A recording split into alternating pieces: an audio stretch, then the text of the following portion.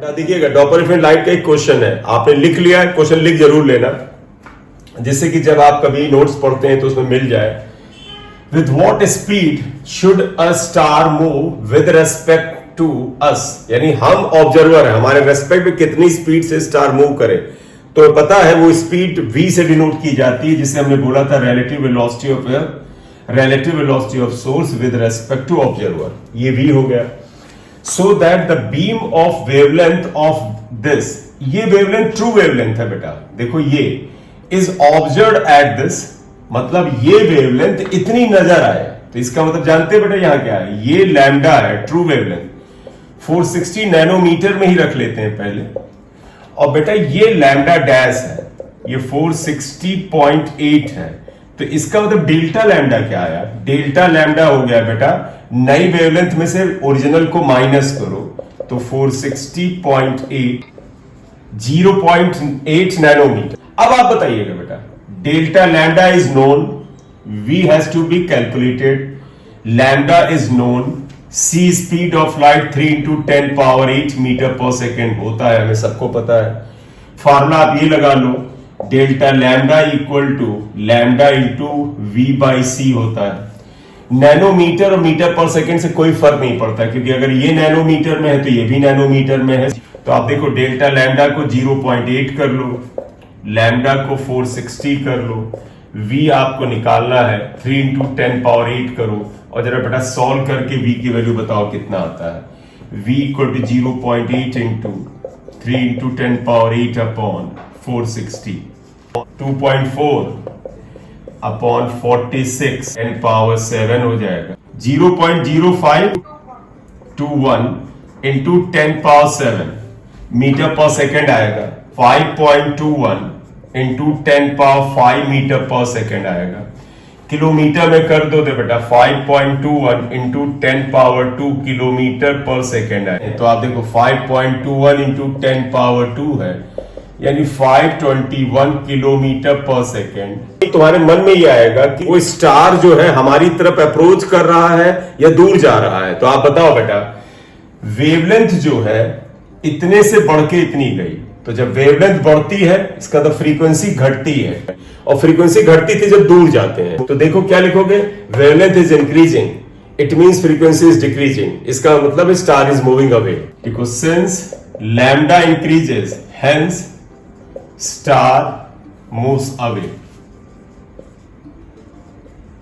चलिए एक और क्वेश्चन है, a galaxy moving with a speed of 300 kilometre per second shows blue shift at what wavelength sodium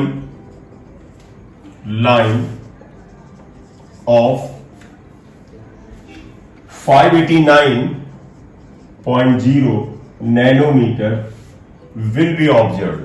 अब इस क्वेश्चन में इन्होंने बेटा आप देखिएगा, इस क्वेश्चन में इन्होंने एक वर्ड ब्लू शिफ्ट इंट्रोड्यूस कर दिया, जो कि हमें, मैं पहले न्यूमेरिकल करा रहा था, इस न्यूमेरिकल के बाद हमें दो बातें लेनी थी, एक ब्लू शिफ्ट रेड शिफ्ट है, और एक है डॉपलर इफेक्ट लाइट और साउंड में क्या फर्क है, क्या अंतर है। एक सभी लोगों में देखना बेटा, मैं शायद अभी लिख रहे हो, जरा ध्यान से देखो, इस क्वेश्चन में क्या कहते हैं, a galaxy moving with a speed of 300 kilometre per second shows blue shift.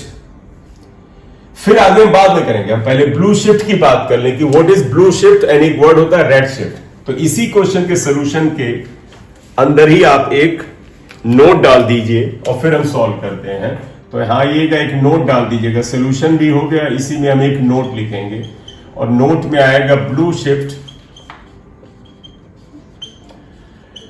And red shift. ये क्या होता है इसके बारे में चर्चा करें। तो एक चीज बताइएगा, बड़ा ध्यान सुनिएगा, शब्दों को, बड़ा सिंपल सा आंसर निकल के आएगा। बताइए बेटा, कोई लाइट का सोर्स है, जैसे स्टार है या गैलेक्सी है, वो अगर ऑब्जर्वर से दूर जा रही है तो इसका तो फ्रीक्वेंसी घट रही है, इसका तो वेवलेंथ बढ़ रहा है। तो जब सोर्स ऑफ लाइट और ऑब्जर्वर एक दूसरे से दूर जाते हैं, फ्रीक्वेंसी डिक्रीजेस, वेवलेंथ इंक्रीजेस। और तुम्हें पता, विबग्योर कलर की जो विजिबल लाइट होती है, जो हमें आंखों से दिखती है, उसमें किस कलर की वेवलेंथ ज्यादा है, वो है रेड कलर की। तो बात समझिएगा, अगर कभी भी किसी दूर की गैलेक्सी, दूर के स्टार से आने वाली रोशनी को जब हम अर्थ प्लैनेट पर लगातार ऑब्जर्व करते हैं, उस लाइट का जो स्पेक्ट्रम बनता है बेटा, उस लाइट में कलर है, वो व्हाइट लाइट है, तो उसमें तो 7 कलर है।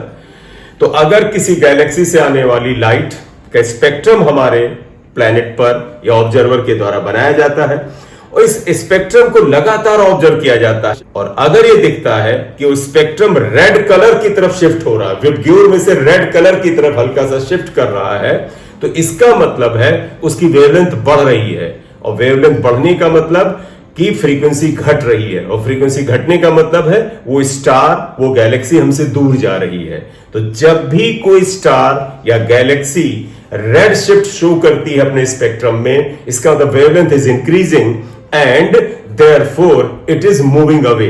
इंपॉर्टेंट बात जानते हैं बेटा क्या है, हमारे यूनिवर्स में जितनी भी गैलेक्सीज है उनकी जो रोशनी है उसका जो शिफ्ट बनाया जाता है, उसका जो स्पेक्ट्रम बनाया जाता है, उसमें हमेशा रेड शिफ्ट मिलता है, और रेड शिफ्ट का मतलब है गैलेक्सीज हमसे दूर ही जा रही हैं। ये इस चीज का बेटा प्रूफ है कि our universe is still expanding. तो अगर आपसे पूछा जाए कि हमारा यूनिवर्स अभी भी फैल रहा है, एक्सपैंड हो रहा है, इसका क्या प्रूफ है, तो तुम कहोगे कि गैलेक्सीज से आने वाली जो लाइट है उसमें लॉन्ग टाइम में जब आप देखते हैं, लंबे समय में देखते हैं, तो उसमें रेड शिफ्ट ही मिलता है। इसका तो वो हमसे दूर ही जा रही होती हैं। तो रेड शिफ्ट का मतलब है मूविंग अवे, ब्लू शिफ्ट का मतलब है अप्रोचिंग, नजदीक आना होता है।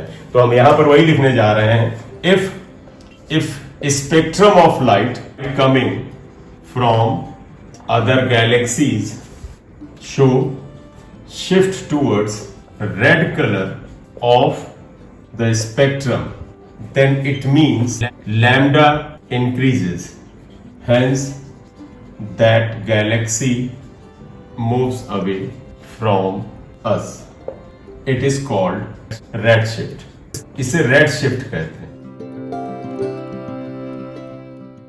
If spectrum of light shows shift towards the blue color, then it is called blue shift. तो रेड शिफ्ट का मतलब था कि that galaxy is going away, तो ब्लू शिफ्ट का मतलब क्या होता है, approaching us. It means lambda decreases and therefore that source of light approaches towards the earth. Blue shift का मतलब अप्रोच करना, आपके नजदीक आना।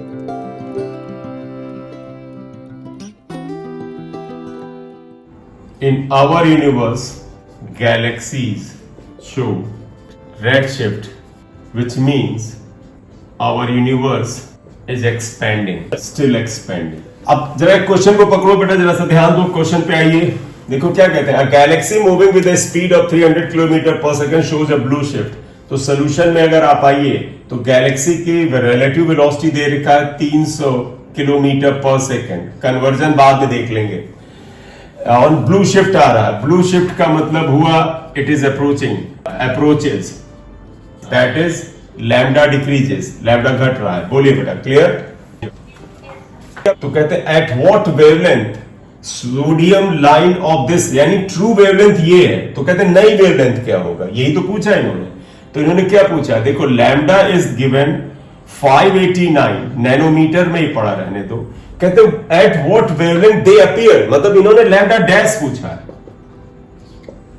तो पता कोई नई बात तो है नहीं, तो पता लैम्डा डैश होता है lambda plus minus delta lambda. बड़ा ध्यान देना, लैम्डा इज डिक्रीजिंग, इसका मतलब lambda dash is plus minus क्यों लिखो, सीधे माइनस लिख लो, माइनस लिख लो।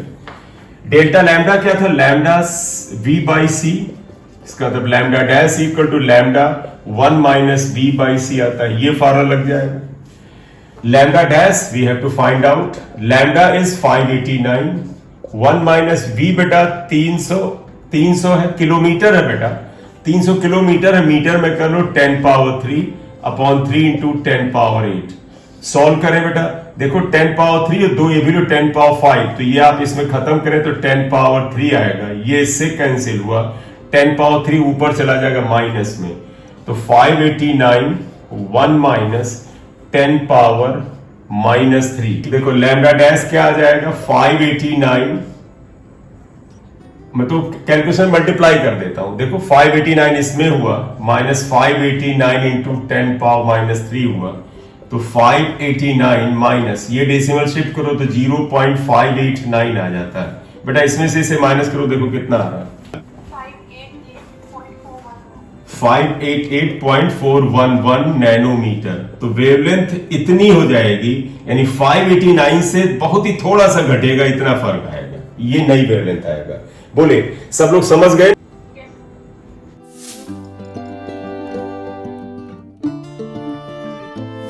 डॉपलर इफेक्ट इन साउंड और लाइट में कंपैरिजन करना है। और वो कंपैरिजन जानते क्या है, मैं सीधे हेडिंग डालूंगा, ये बड़ा इंपॉर्टेंट है, बहुत ज्यादा आपको ध्यान भी रखना चाहिए। और वो हेडिंग जानते क्या आएगा, Doppler effect in light is symmetrical but Doppler effect in sound is asymmetrical. तो ये एक इंपॉर्टेंट पॉइंट आता है, तो आप देखिएगा हेडिंग क्या बना, Doppler effect in light is symmetrical but Doppler's effect in sound is asymmetrical। इसका रीजन समझना बेटा, इसका एक्सप्लेनेशन ये है। एक्सप्लेनेशन जरा सा दो पार्ट कर दूं, इन साउंड और इन लाइट फर्क क्या आएगा, ध्यान दीजिएगा। साउंड में ध्यान रखना बेटा, देखो अगर ये ऑब्जर्वर है और इसकी स्पीड vo इक्वल टू 0 है और सूर्य इसकी तरफ, या तुम्हारे मन में इससे अवे ले लो, हम एक चीज उठा रहे हैं कि सूर्य मूविंग टूवर्ड्स द ऑब्जर्वर और इसकी स्पीड v के बराबर है। तो देखो this is moving towards the stationery observer with speed v और इसकी ट्रू फ्रीक्वेंसी ये है। तो बताएं बेटा, इसके द्वारा एपरेंट फ्रीक्वेंसी का ये फार्मूला आता है, n dash equal to n into v minus vo upon v minus vs होता है। और देखिएगा क्या आएगा, n dash equal to n, v की जगह v रहे in sound, source is approaching towards stationary observer with speed v, नहीं v तो हम ये ले चुके हैं तो ये v हटाना पड़ेगा, विद स्पीड x ले लेते हैं, x, v is the speed of sound. और साउंड की स्पीड हमेशा सोर्स से ऑब्जर्वर की तरफ होता है, क्यों? क्योंकि हमें उस साउंड से मतलब नहीं जो चारों तरफ जा रहा, हमें उससे मतलब है जो इसने सुना, और इसको जो साउंड सुनाई देगी उसका रास्ता ये है, उसकी डायरेक्शन ये है। तो ये आए साइन रूल आपको याद होगा कि vo, तो देखो vo यहां 0 होगा, v माइनस, साइन रूल ये है कि vs या vo अगर इस v के पैरेलल होता है तो प्लस। आप गौर से देखो ये एरो इसके पैरेलल है, इसका तो vs की ये वैल्यू प्लस x आएगा, प्लस x का मतलब यहां प्लस x रहेगा, यानी ये माइनस ये रहेगा और इसकी जगह प्लस x, तो n की ये वैल्यू आती है। ये था पहला केस। सेकेंड केस है, पहले केस में source of sound x speed से स्टेशनरी ऑब्जर्वर की तरफ मूव कर रहा था। सेकेंड केस बदल रहा हूं, source of sound is stationary,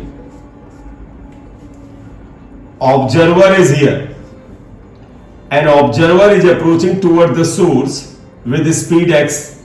तो देखो पहले केस में ये स्पीड x से इसकी तरफ अप्रोच कर रहा था, अब उल्टा किया, हमने कहा भाई ये अप्रोच कर रहा है इसकी तरफ स्पीड x, दोनों के बीच के रिलेटिव वेलोसिटी तो सेम ही है ना, देखो x के बराबर ही, तो यहां भी है। लेकिन साउंड की डायरेक्शन बेटा ये होती है, ये डायरेक्शन ऑफ साउंड है।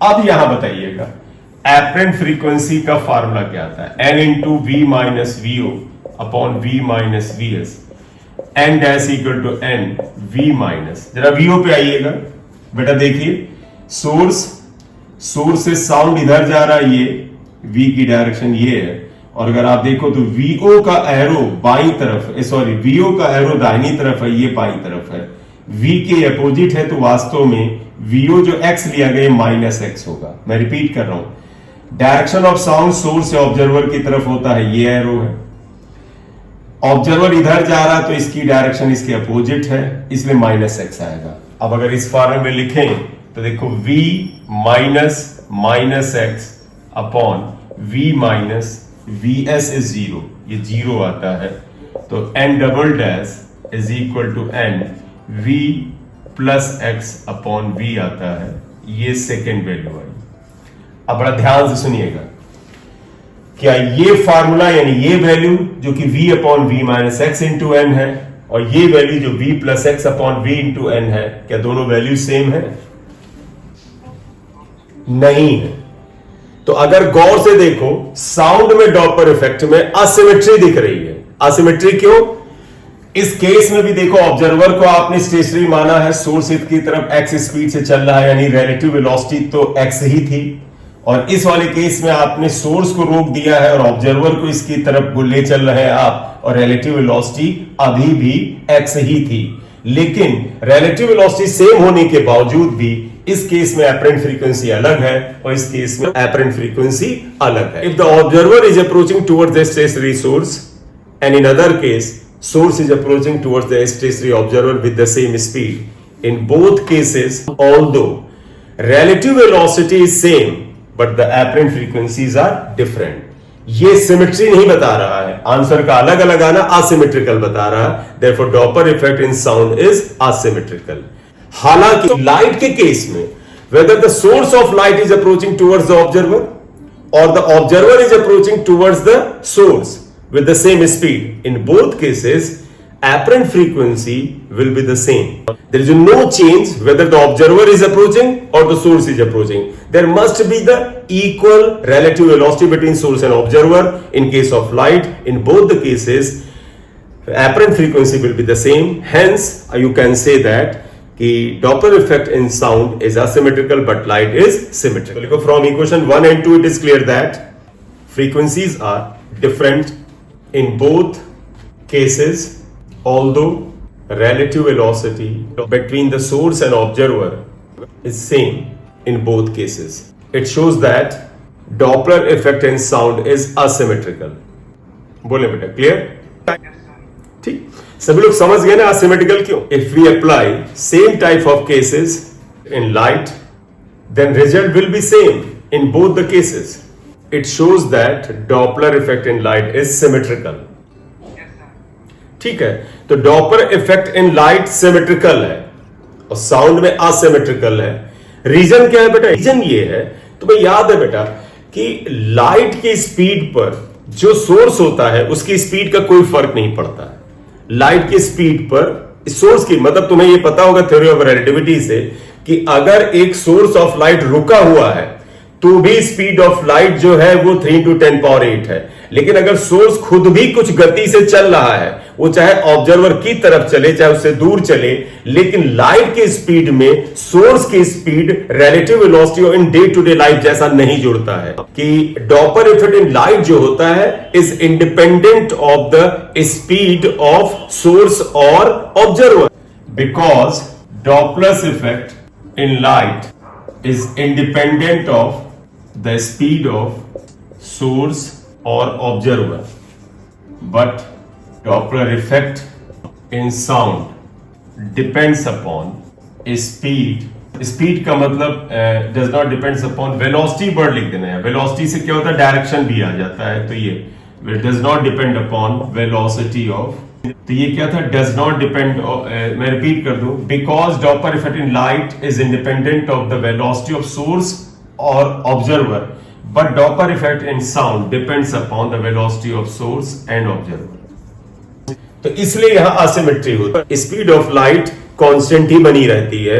जैसे कार अगर 10 किलोमीटर की स्पीड से जा रही है, उसी डायरेक्शन में अगर आप एक बॉल 10 किलोमीटर की स्पीड से फेंक दें तो बॉल को आप भी स्पीड देंगे 10 और कार की स्पीड भी 10 उसमें ऐड होगी, तो वो बॉल वो असल में ग्राउंड पे खड़े हुए आदमी के अनुसार 20 की स्पीड से जा रही होगी। लेकिन अगर आपके हाथ में बॉल की बजाय टॉर्च होता और आप उसके टॉर्च की रोशनी को ऑन करते, तो बेटा उस टॉर्च से निकलने वाली लाइट की स्पीड में जो तुम्हारी कार की स्पीड है 10 किलोमीटर पर आवर या 100 किलोमीटर पर आवर, वो नहीं जुड़ेगी।